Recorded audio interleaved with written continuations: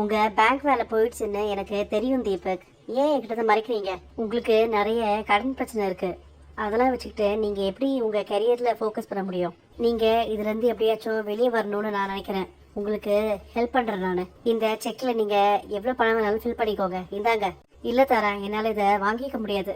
ஏற்கனவே நான் உங்களை என்கேஜ்மெண்ட் வரைக்கும் கொண்டுட்டு போய் ஏமாத்திட்டேன்.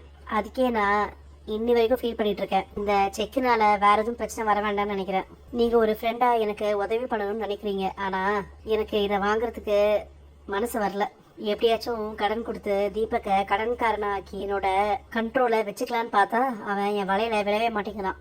ஏற்கனவே பணம் கொடுத்தவங்கள ப்ரெஷர் பண்ண சொல்றேன்.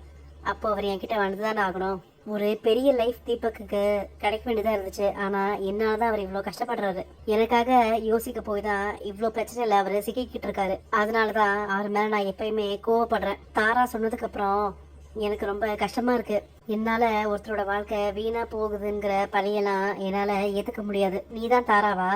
ஏன் என்னோட ஃப்ரெண்டோட லைஃப்ல இப்படி பிரச்சனை கொடுக்குற? காவியவால தான் தீபக்கோட லைஃபே ஸ்பாயில் ஆச்சுன்னு அவ மனசை கெடுக்கிற. உன் கல்யாணம் நினைச்சுன்னு நீ கோவப்பட்டனா அத நீ காட்ட வேண்டிய ஆள் தீபக், காவியா இல்ல. காவியா பத்தி உனக்கு ஏதாச்சும் தெரியுமா? அவ இவ்வளவு நல்லா படிப்பான்னு தெரியுமா?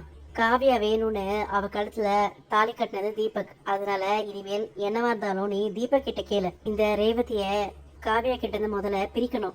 அதுக்கு நீ அவளை லவ் பண்ணு. நீ இல்லாம அவளால இருக்கவே முடியாதுன்ற சிச்சுவேஷனுக்கு கொண்டு வா. அதுக்கப்புறம் நீ அவளை விட்டு போயிட்டனா அந்த காவியா நம்ம முன்னாடி வந்து கதறுவா. ரேவதிக்காக நம்ம கிட்ட வந்து பேசுவா. அப்ப நம்ம யாருன்னு காட்டலாம்.